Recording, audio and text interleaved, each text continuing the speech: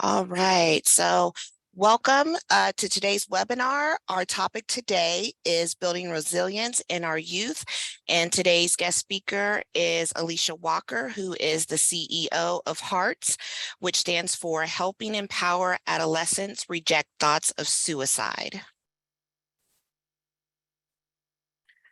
All right, so as you can see, we've got her bio up, but I think it just impacts us more if it's read out loud. So I'm going to go ahead and do that for us. Alicia Walker is a Southern California native, but spent her teenage years and early adulthood in Phoenix, Arizona. While not a native to Kansas, Alicia found herself relocating back to Topeka after losing her youngest sibling to suicide in 2010. Alicia's relocation back to Topeka led her to seek a relationship with God, become a mother, start a nonprofit, and meet her now husband, Lonnie Walker Jr. Mrs. Walker graduated with honors from Washburn University with a bachelor's in kinesiology. While working on her bachelor's, she simultaneously obtained her license as a physical therapist assistant from Washburn. Although her initial studies were anatomy related, her passion for suicide awareness has led her to pursue education and research in behavioral health. Her career initially began in Topeka at Vallejo Behavioral Health Care, and for 6 years, she educated herself on the uses and side effects of psych medications, various mental illnesses, and how to cope with them, facilitated psychosocial groups, and engaged one-on-one with individuals struggling with mental illness. Currently, Alicia is employed with Community Action, a nonprofit who advocates on behalf of poverty-stricken individuals. Alicia is currently working on developing a curriculum for youth resilience with an emphasis on suicide. She hopes to utilize her nonprofit to minimize the stigma associated with suicide and empower youth to speak openly about their emotional health. Alicia has utilized her platform to inform young people and adults about suicide awareness. In 2021, she presented at the Stormont Vail Behavioral Health Symposium on Resilience and has since piloted a suicide education project at Mission Valley High School. All right, so without further ado, let's welcome Mrs. Alicia Walker. Thank you so much for joining us, and the stage is all yours now. Thank you. That was a very lengthy bio. We're gonna have to shorten that a bit. Everybody, can you hear me? Okay. I'm going to share my screen.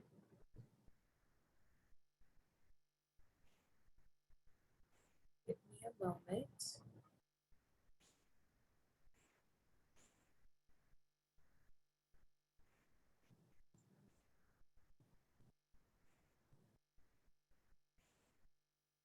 Okay, can you see my screen? We see the display or the setting for the presenter screen. No, we don't want you to see that. Sorry. That's okay. I can see my other screen, the actual PowerPoint. Okay, let me try again. Now what do you see? Good deal. Okay. All right. My name is Alicia Walker. Thank you for that introduction. And today is going to be a little bit of a twofold presentation. I want to talk a little bit about hearts, and then we'll jump into resilience and how that is connected with my contribution to the community. I always like to start off with a little bit of background about myself and my family, just to set the scene for a story I tell. I grew up in California. I have 5 siblings, 4 sisters, 1 brother, and I lived in a Catholic household. We went to church every Sunday. We did the Sunday school, baptized, confirmation, all of that, family dinners, sports. So we are a really tight-knit family, but we were also a little bit sheltered to the world. So that's just the background to my story. I always like to start off with the story of my brother, just so people have a little bit of background as to why I do what I do. So in 2010, I lived in Phoenix. I had just lost my job. It was very hard trying to get a job in physical therapy, but I had bills to pay, so I was out there. And it was a very hot day in Phoenix, about 115 degrees, no AC in my car at all. So I was driving around looking for applications, because the online world it wasn't that big back then. And I got a phone call from my dad. I was like, "Hey, Daddy, what's up?" And he says, "Alicia," the sound of his voice let me know something was wrong. And I was like, "Oh man, he is not going to be able to help me with my bills anymore. I know it." But I didn't just get discouraged because I was looking for jobs, so it was okay. And he says, "Your brother's been in an accident. He shot himself." And I took a deep breath, and my next question was, "Is he dead?" And I just remember saying, "No, Daddy, no, Daddy, no." This was 13 years ago from the 1st of July. And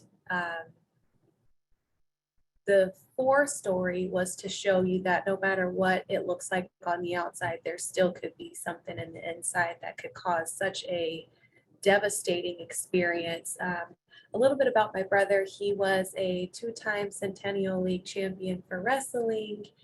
He made it to the finals many, many times for wrestling. He went to school on an art scholarship. Very funny, had a large group of friends, and always appeared to be that jovial person on the outside. But on the inside, he was struggling with something very, very dark, which ultimately led him to take his life. And that is why I started Hearts about 8 years after his passing. You can see on the screen, there's some of his drawings that just kind of played into his emotions, that a lot of times we kind of ignore some of those warning signs because they're not the typical, but those art drawings spoke volumes. So now looking in hindsight. So Hearts, as you said, it stands for Helping Empower Adolescents Reject Thoughts of Suicide.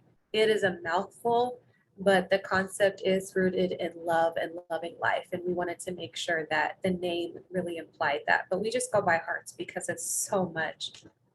Our mission is to eliminate suicide by developing resiliency in our youth.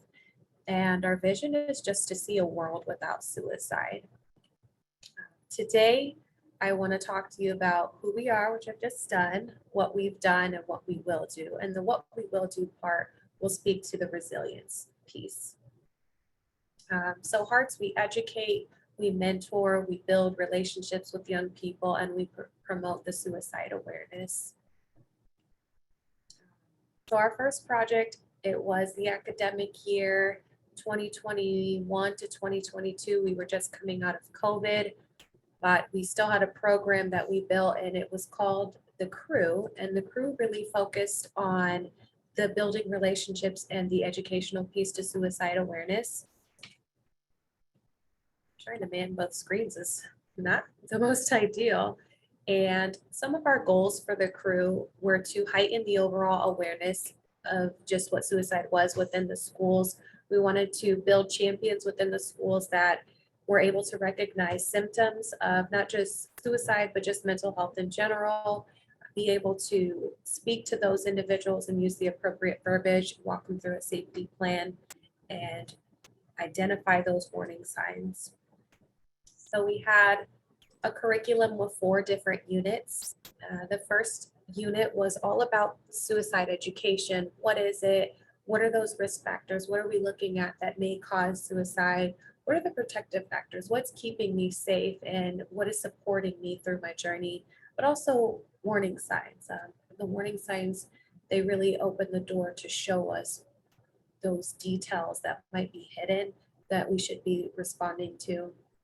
Unit 2 was about suicide safety. We walked students through safety plans. There's a bunch of apps out there that I didn't know about that could really help teens out, because a lot of times we want to be on our phones, and having those apps, they're very convenient. They're in your pocket.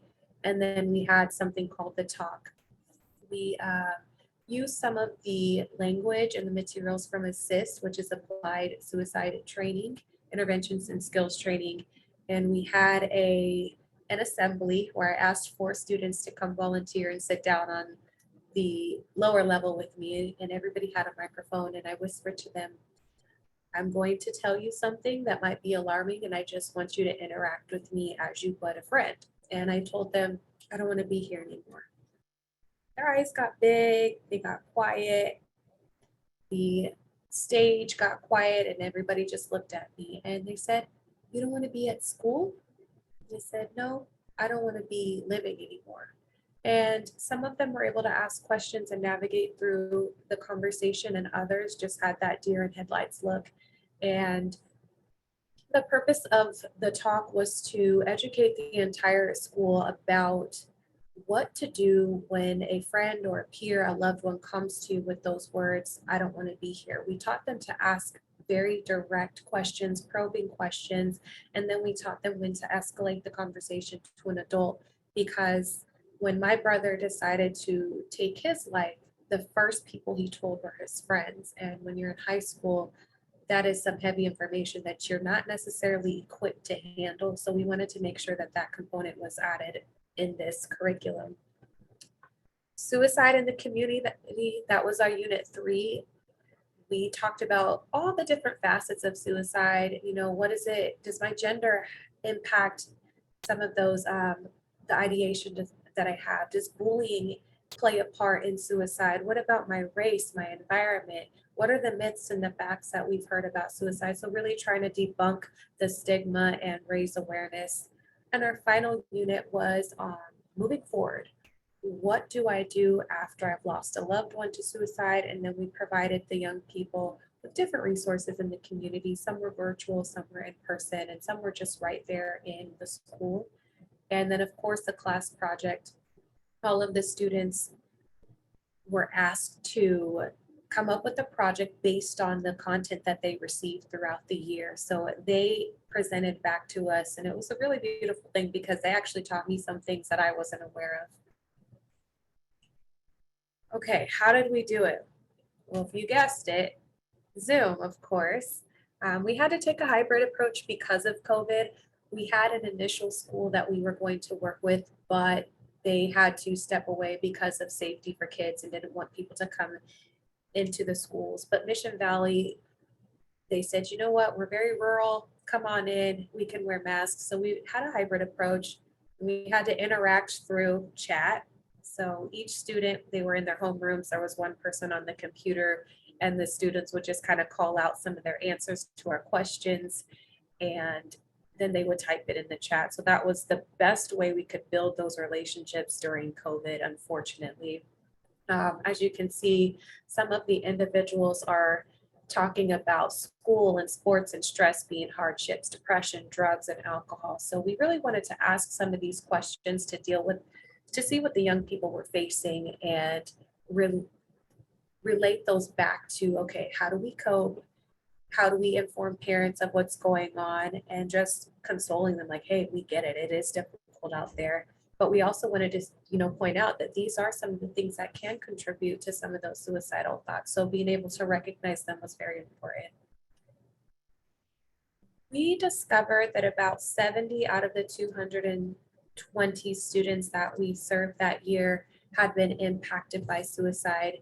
We asked each student to come forward on, I guess you'd call it the ground level of the bleachers, and we had different sections of the gym, and we asked them, have you had thoughts of suicide? If so, come to this corner.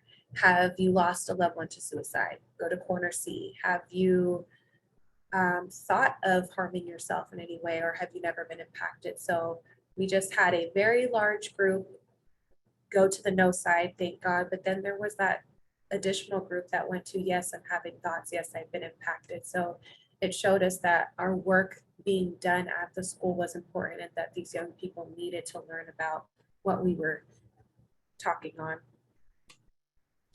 At the end of the program, of course, there's always results, there's always evaluation. We discovered that more and more students were coming forward to their counselors and their teachers talking about, hey, I noticed that I'm struggling with some of these mental health issues. I need support. Or, hey, so and so over there is looking like they're struggling. Can we reach out to that person? And ultimately that year, the Kansas State Department of Education had recognized Mission Valley for their suicide initiatives that year. So it was a blessing just to see that the students were coming forward, but that their initiatives because of this program were being recognized. Okay, so we evaluated our program.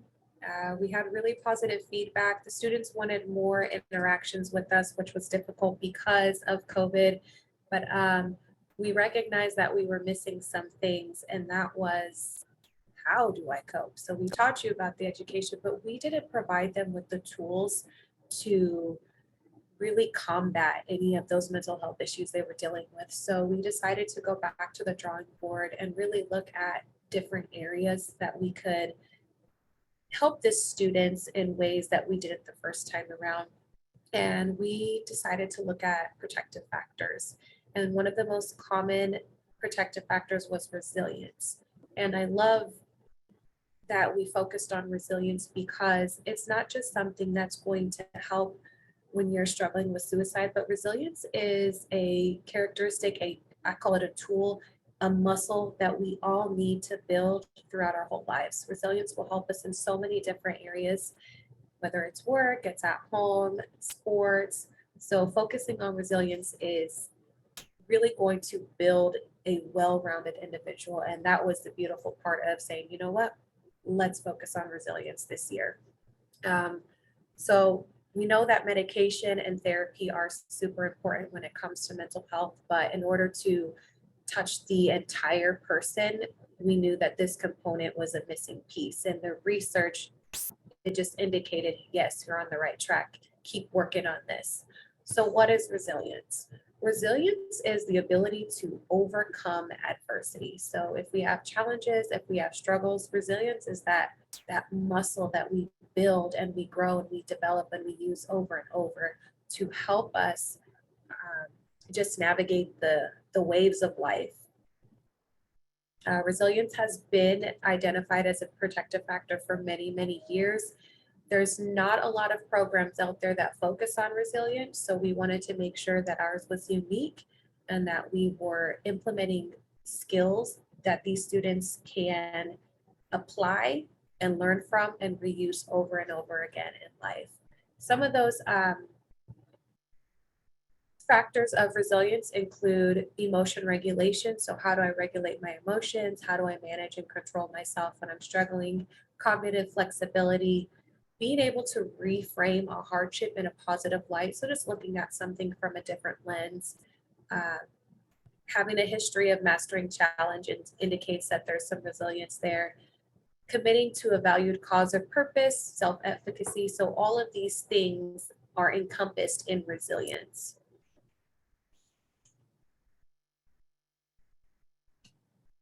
So what does the research say? Sorry, y'all, this is the boring part, but it's the important part.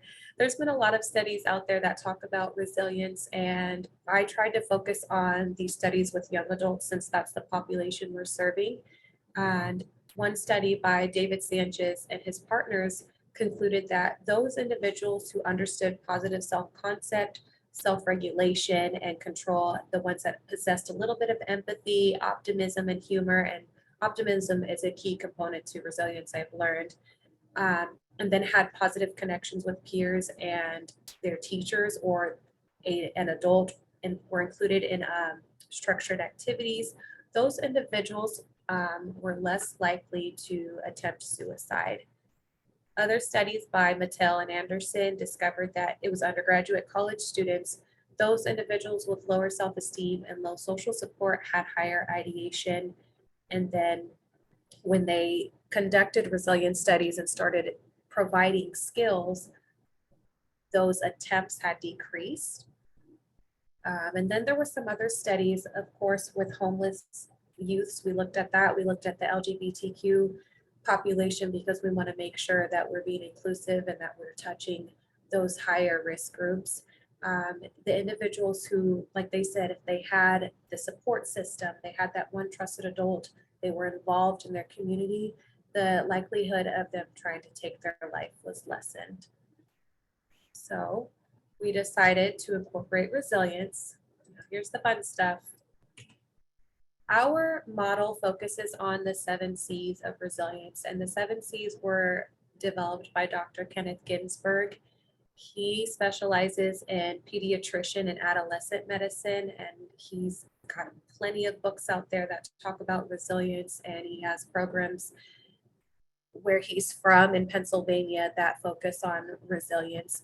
So he decided that if we all have coping, contribution, control, connection, confidence, competence, and character, and we build upon those different attributes, we are going to build that resilience muscle and be less likely to engage in risky behaviors or harm ourselves. So the first C, I'm going to go through a little bit of the 7 C's in detail, and then talk about ways to increase those skill sets in our young people. So if there's any young people in here, they may glean a little bit from this information. So confidence is pretty much, it provides a foundation of resilience, and it's the know-how and the ability to cope in different situations. And it's really developing a certain skill set and being confident and positive that you can achieve. It's acquired through mastering tasks, facing challenges, and sometimes it's that repetitive, like you go to practice every day to improve a skill set. So that is what competence is. It actually begins at a very young age. Just think about children when they're young and they're learning how to walk. They start by crawling, and then they get to that stage where they're taking their hands and they're crawling across the couch. They let go with one hand, and then they're walking. They fall, they get back up again. That is the beginning of building confidence in our younger years, and it lasts throughout our lives as long as we reinforce those skill sets.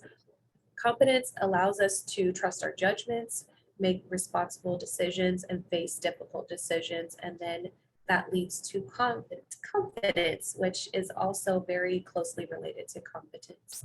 The words sound so similar. So when we think about building confidence in our young people, we want to ask confidence in our young people, we want to ask a certain set of questions. So we want to focus on, what is my child's strength, or what is that young person's strength, and how do we build on it? There's quite a few tests out there that allow us to interview our young people and identify their strengths and then play off of those. The Positive Youth Development curriculum, it is a very great framework that reinforces building those skills within children. When children make mistakes, am I pointing out what they did wrong, or am I helping them try to problem solve and then encourage them through it? Communication is key when we're trying to build confidence. What are we communicating? How are we communicating? What does our body language say? Are we empowering them to make their own decisions, or are we pumping the brakes every time they go to do something just, out of protection, which is a normal reaction? And then you want to make sure that we are building educational, social, and stress reduction skills.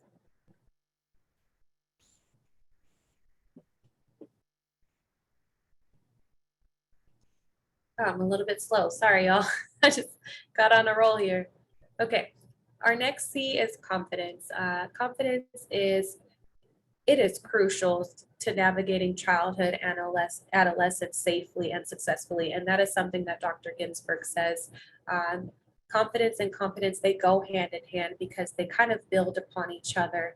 And it's pretty much just believing in your own abilities. And when we have confidence in something, we continue to move forward. It empowers us, and we strive to do something different, something better, and it allows that creativity within us to flow.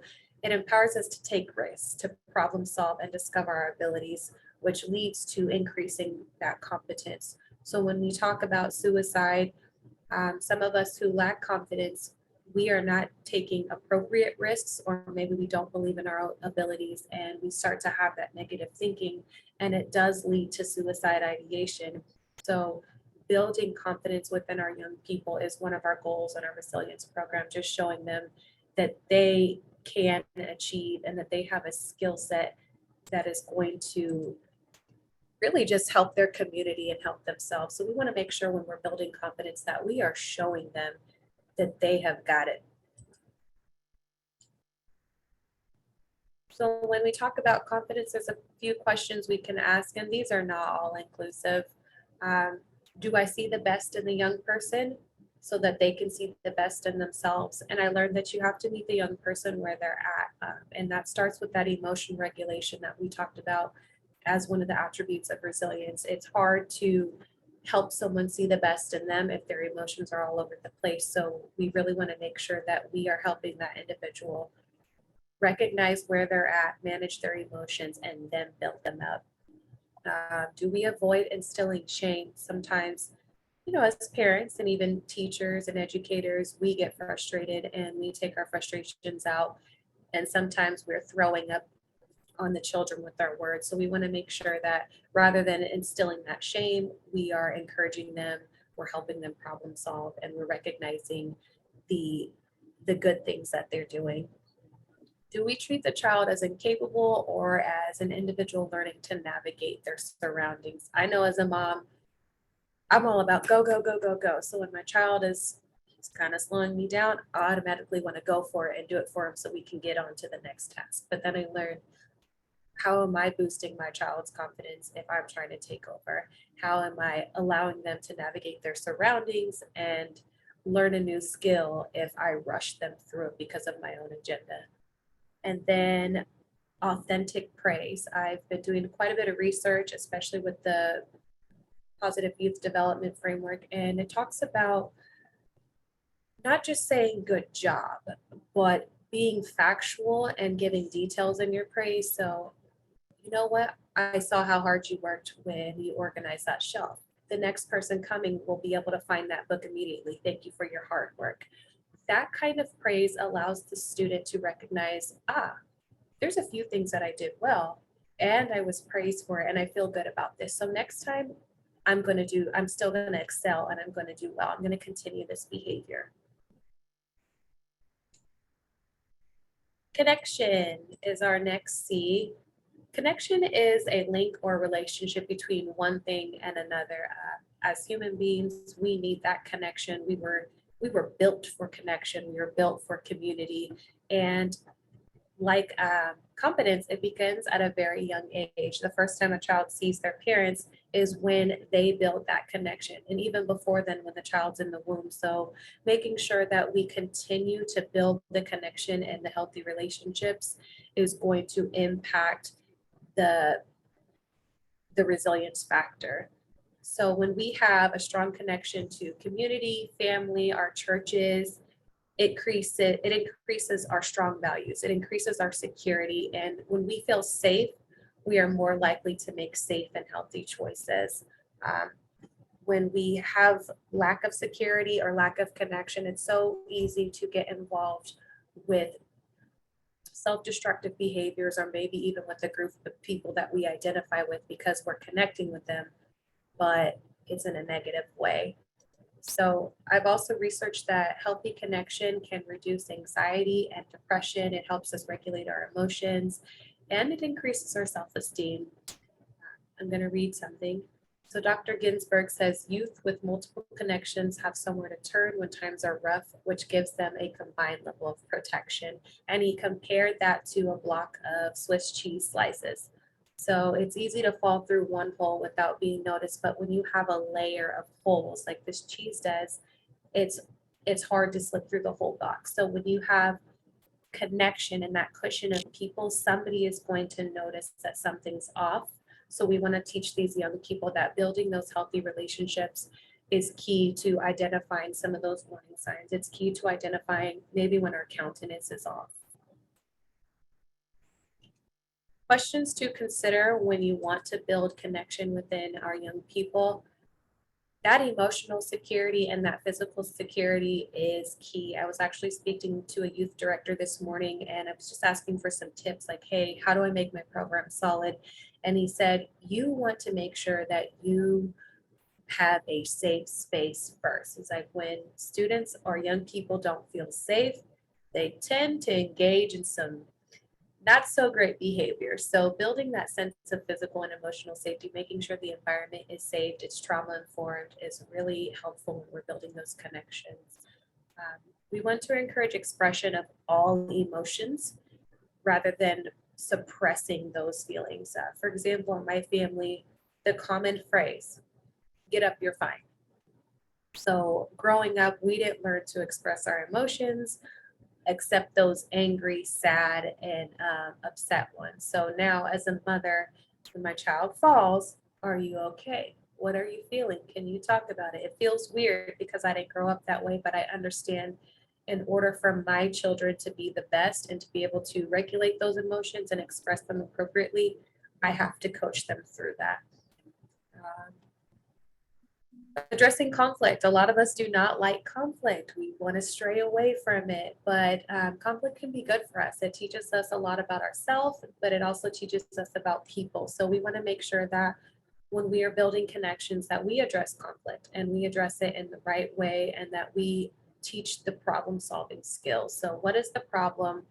Why is it a problem? What can you do in that situation to overcome it? How can you work with another person to overcome what it is that you're dealing with right now? And then for connection, we are a very diverse world. So there's a lot of different cultures, there's different languages and customs. So you want to make sure that your children are exposed to those things and that they are open to new people and new ideas and that they're building that circle of diversity. Our next C under resilience is character.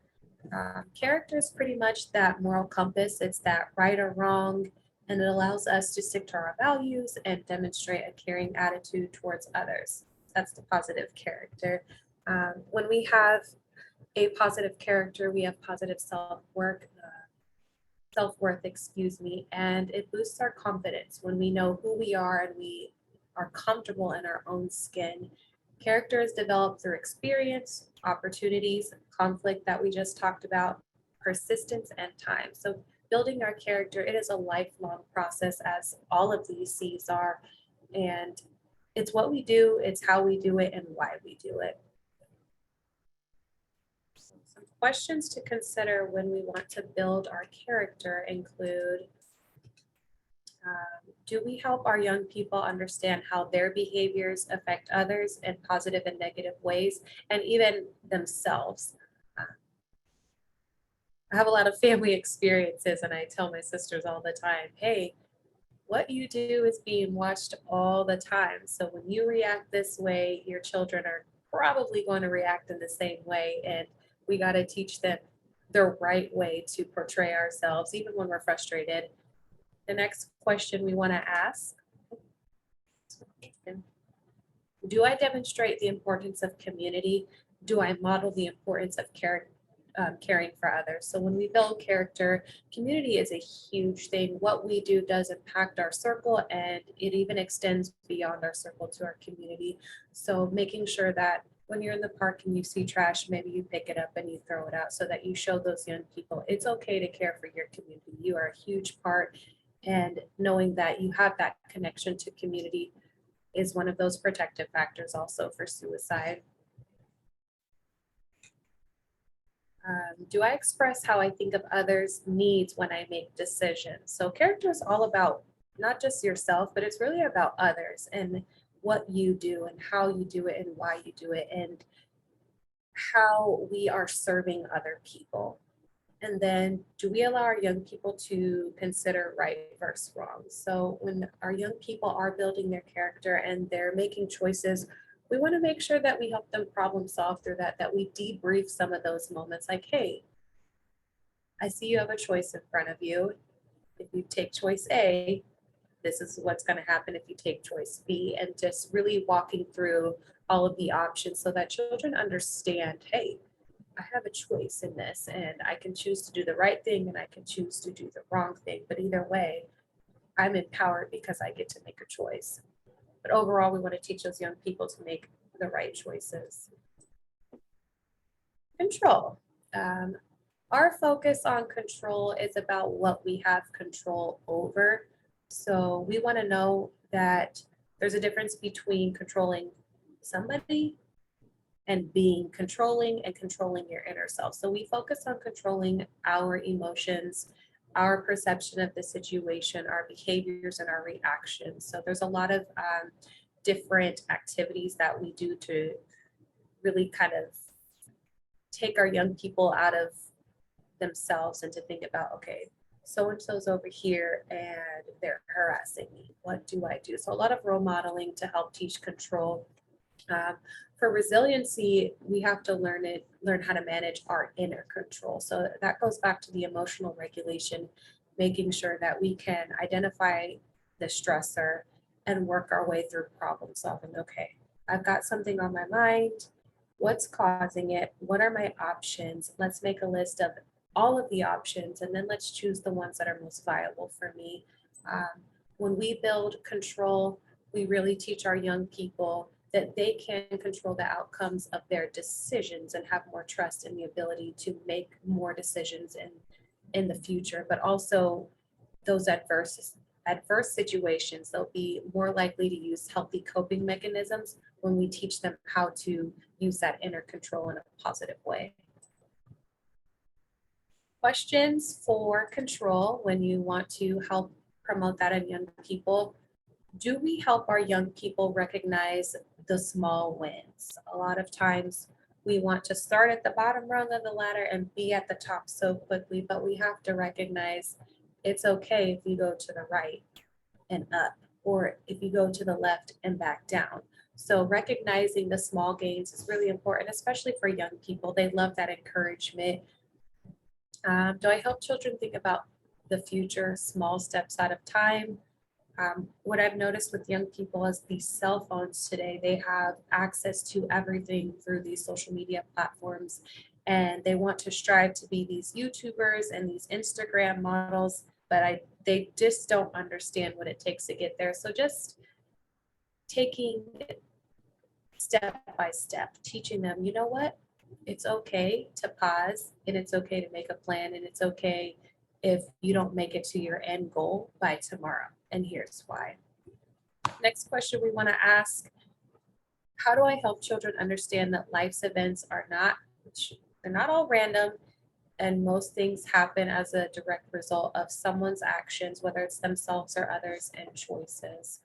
Um, in my household, we talk a lot about consequences, and we let those natural consequences occur because those are just those lessons that you learn the best by. So making sure that young people know when something happens, it's a result of something else, and what is your part? What is your role in that situation?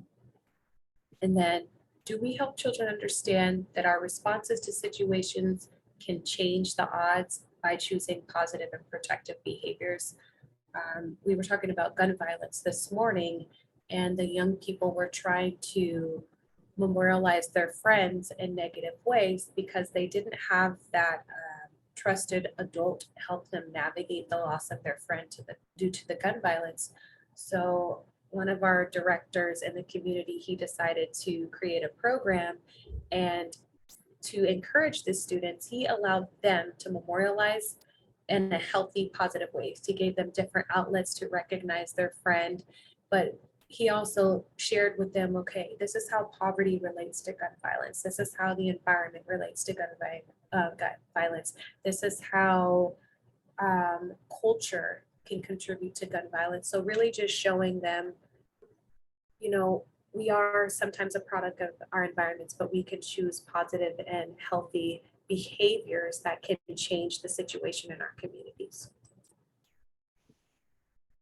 Our next C is coping.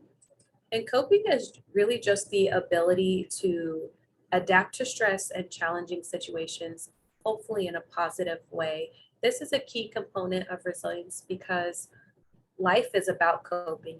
It's about moving through and being able to overcome the situation, but overcoming in a positive way.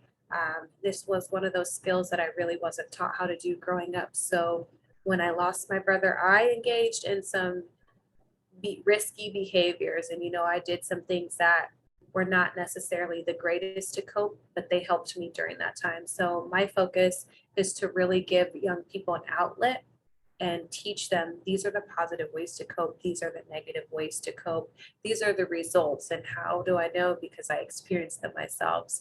So we know that individuals who learn how to cope effectively, they're just better prepared to overcome challenges in general, stress, unhealthy situations.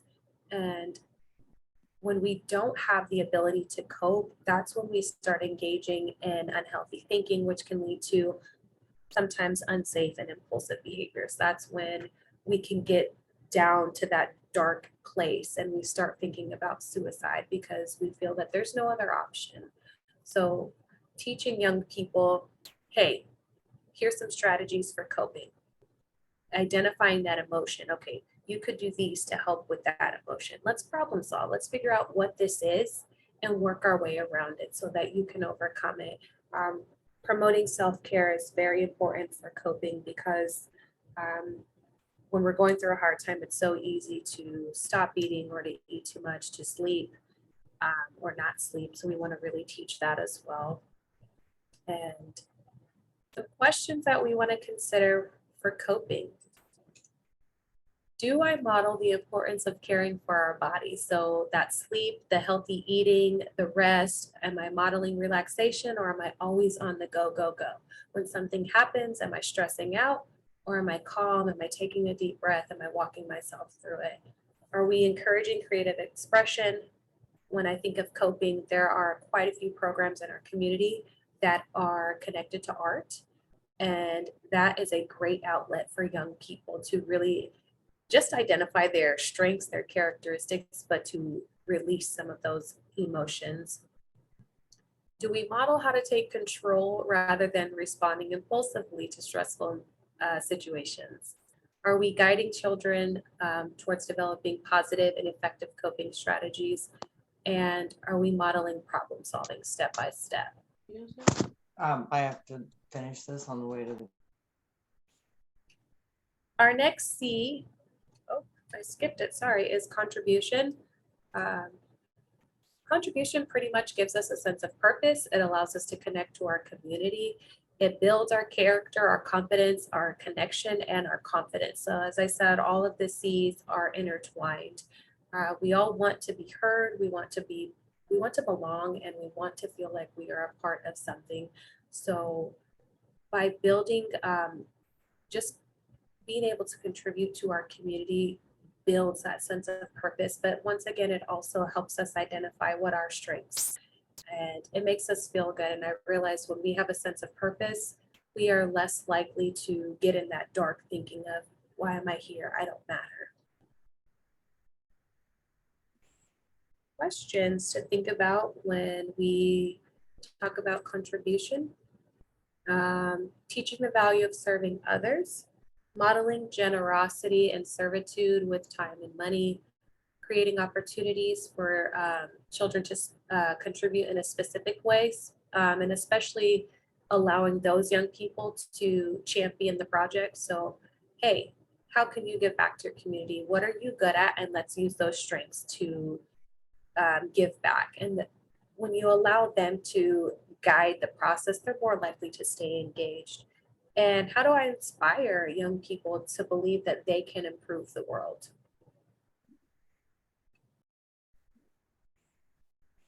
Okay, we're rounding up, y'all.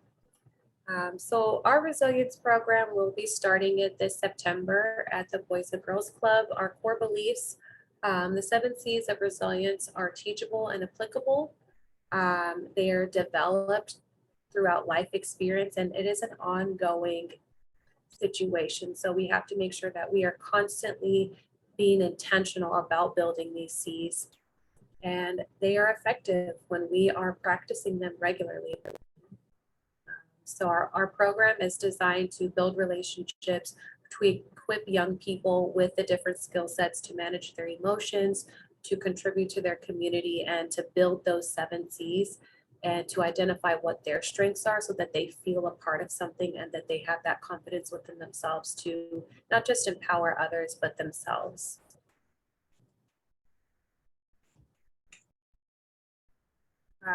Our curriculum focuses on that positive youth development framework. As I have mentioned earlier, there's something called the 5 Cs model. It is very close to the 7 Cs we're focusing on. And we just added control and coping to kind of modify our framework to fit what we were trying to do rather than copying someone else. So when we focus on that positive youth development, it really puts the young people in the driver's seat, and it creates a safe space for them to be creative and to recognize who they are and where they stand in their community. All right, I'm rounding the end. I found this quote after reading an article about a young lady at 7. She made her first attempt at suicide, and it continued until she was the age of 22. And she struggled with suicide ideation for many, many years. She was raised in a Catholic household like my brother, and she was taught that it was a one-way ticket to hell, excuse my language. Eventually she received help and she learned how to cope with active and passive ideation. So active is when you act on those thoughts, and passive are those thoughts that just keep coming. So she learned, I can overcome this. And she said she had to work on growing her resilience muscle. And her quote was, "Resilience is like buoyancy. When our bodies are placed under the pressure of water, they rise back to the top." And for me, it just spoke volumes, because I had that visual in my head of when I go underwater, my body just tries to come to the top. And that's what we want to do when we're focusing on our young people, is really get them to understand that they can overcome, and that there are skills out there that are going to help them navigate these crazy times that we're going through. Those are some resources I used, and then my contact information. And that concludes my presentation.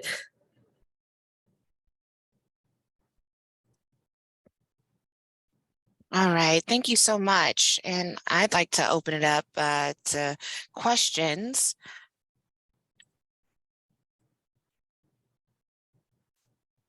Let's see.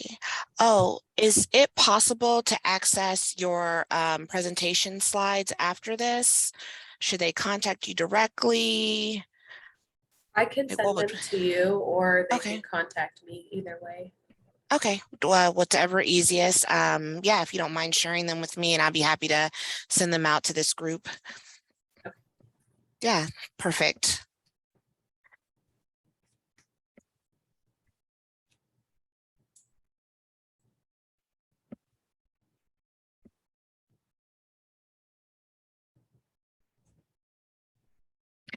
I do have a question, kind of going back to your curriculum in Mission Valley. Are you, is that pilot over, or are you still implementing that? And then who is delivering it to the students? That pilot ended because we were trying to build this resilience program. Me and my board members were the ones facilitating it. So we're taking some of that information and we're incorporating it into this resilience program, so that it'll kind of be just one large curriculum. Okay.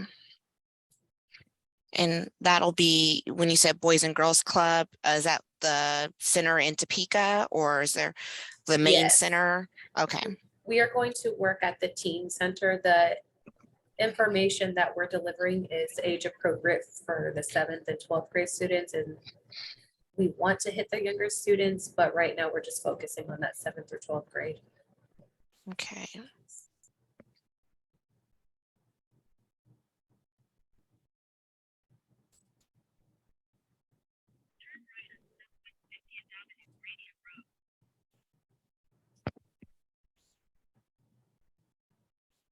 Does anyone else have any questions for Alicia?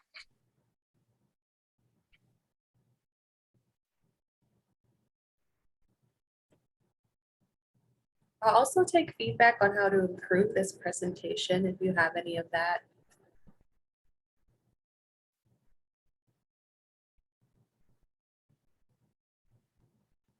Alicia, do you know what Kansas ranks as far as suicide? Oh, off the top of my head, no, but my website. Do you happen to have you done a study or anything on like, does Kansas have hot spots or is it just pretty spread? Because we focus on the youth population, that information is hard to come by. If you're under the age of 18, they won't share that information. I know for adults, we were the second leading cause of suicide, 18 to 25, a few years ago. The hotspots right now are the more rural areas, and that at Mission Valley, we learned that there's fear of going to college in the bigger cities. There's nothing to do out there. And then we learned about it's middle-aged white men just hitting that crisis, middle-age crisis, and those are the ones that have been more likely. But also the Native American population is high in suicide rates as well. And that goes back to just being on the reservation and having, there's cultural differences between Americans and Native Americans, and the family doesn't really accept some of the norms, the social norms. So it's very hard for them to try to identify and, you know, relate to their culture, but also relate to the American society. Yeah. Okay. If you had a 12-year-old in a rural area that had attempted suicide and you were trying to teach them about resilience and about these things you're talking about, where could they get information from to help? If the, you know, like the Center for Counseling, which is out here in South Central Kansas, just is not, it doesn't seem to be working. I've heard of crosswinds. It really depends on the part that you're in. If you want to contact me, I could do some research and talk to some clinicians, because I know that there is telehealth, and I have a few people who provide telehealth, because unfortunately in this world, we don't want to meet face to face with people. We do a lot of virtual meetings, so that might be comfortable for a young person as opposed to meeting in a room where it's kind of sterile and just different. Okay. Thank you. You're welcome.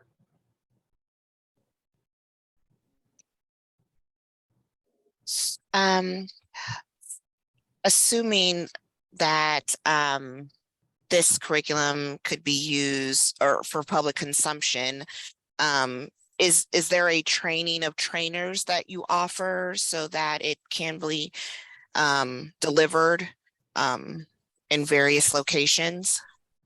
That is the goal. We are not there yet. We are still finishing up the final stages of this curriculum, because we want to include parent nights where we educate the parents on what we're teaching the young people so that they can reinforce some of these skills, but also where there's activities where the parents engage so that we can build that partnership between the two. The Train the Trainer has been on my heart. I know I'll need education to train people because that's not my area. I like to develop things. But yes, I absolutely want to do a Train the Trainer, but also teach them about positive youth development, because that's the framework we're following. And you have to understand youth development, the different stages they're at, the cognitive level, the physical level, before you can actually coach them and train them through a program like this. But yes, that's on my list. Down the road, but if yes. Yes, yes. All right. Does anyone else have any questions? comments?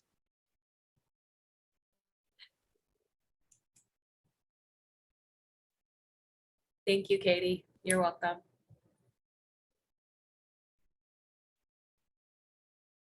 Thank you so much. Thank you. Enjoy your Thursday. We're almost there. Well, before I let you guys go, and Alicia, feel free to stay on or you can hop off, but I just have a few announcements to make. So bear with me just for a couple minutes, guys. All right, just as a reminder, we are the Kansas Volunteer Commission, and the vision is to empower all Kansans to meet community needs through service. And our primary role is to provide resources and leadership to support local initiatives that tackle community needs. And as a state service commission, it effectively comes through the national service programs, and that provides resources and training to advance volunteerism, mentoring, and civic engagement. All right, and just as a reminder, we do have our mini grant series rolling through, and we are currently taking applications for our 9/11 National Day of Service. So if you have a program that involves youth, this is one of those things that, you know, could help with the resilience piece with them, because it's character building. The contribution for this, we are giving mini grants up to $5,000. So if you are interested, please email us at volunteer@ksde.org. And then here's just information about our webinar series. Of course, this is our mentoring one that happens every first Thursday of the month at 1. And then we have our volunteer engagement that happens the second Tuesday of every month at 10 a.m. And then we have civic engagement, which is the third Friday of every month at noon. And our next topic in August will be school-based mentoring panel discussion. I am hopefully recruiting 3 to 4 program director leads to talk about their programs. I'll have a variety from all district to high school to internship based. So I look forward to having you guys join in on that one. And if you want more information about Kansas Volunteer Commission, please visit our website. Also, we have a newsletter that comes out, and you can sign up just by emailing us at volunteer@ksd.org, or you can invite me or any of my other coordinators on the team to present on information, or follow us on social media to keep up on what's happening in our world. And here is my contact information. So feel free to reach out. Again, Alicia will share her presentation slides. So I will be happy to share those with everyone that attended today's webinar. And if you have any questions about it, I'll make sure to have Alicia's contact information with that as well. So with that being said, thank you again, Alicia, for joining us. I appreciate you and the information that you share and what you do in our community. And so with that being said, you guys enjoy the rest of your day, and I hope to see you at the next one. All right, take care, everyone. Thank you.